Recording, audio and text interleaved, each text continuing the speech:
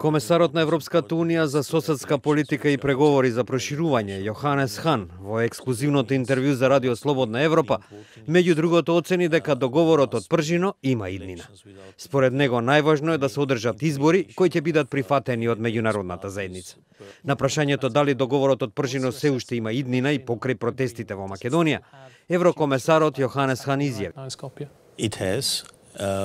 We have made the experience that Имавме искуство кога вообичаено сите различни рокови беа исполнети, како што првично беа договорени или малку подоцна.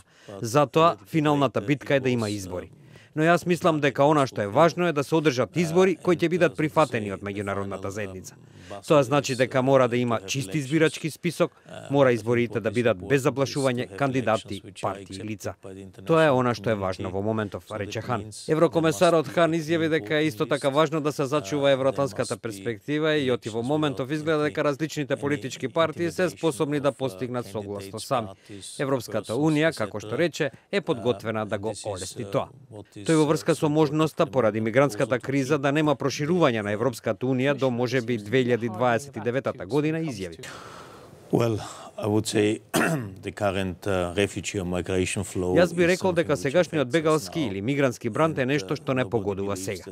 И никој не верува дека ќе има каков било вид на проширување во следните 2 или 3 години, затоа што земјите кандидатки не се, така да се каже, доволно зрели за проширување. Но сегашната бегалска криза, можам да кажам, откри некои културни разлики кои уште постојат меѓу земјите членки на Европската Унија и тука треба нешто да направиме. Европа е изградена на солидарност и ние треба да соработуваме, а не да се исклучуваме едни со други. Според Хан, дури откако ова прашање ќе биде решено, ќе може да се оди на тамошно проширување на Европската Унија. Мислам дека сега е важно да се одговори на актуелните проблеми со кои се соочуваме, а тие се доволно големи, изјави тој.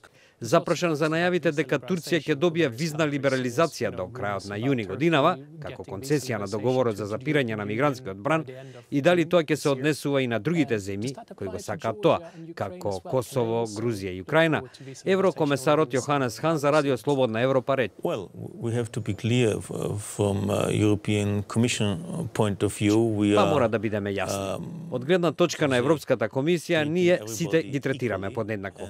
Ова значи дека ние, така да се каже, ја применуваме истата методологија за Украина, Грузија, како и за Косово. А истото важи и за Турција. Но зависи од нашите земји и партнери, колку брзо тие се движат напред во исполнувањето на нашите барања. Затоа, во таа смисла не постои попуст за Турција, односно да добија нешто поевтино од другите, затоа што се работи за одредени стандарди што мора да се исполнат. Еврокомесарот за соседска политика и преговори за проширување, Јоханес Хан, во интервјуто за Радио Слободна Европа изрази надеж дека во текот на годинава граѓаните на Косово, Грузија и Украина ќе можат без визи да патуваат во Европската Унија.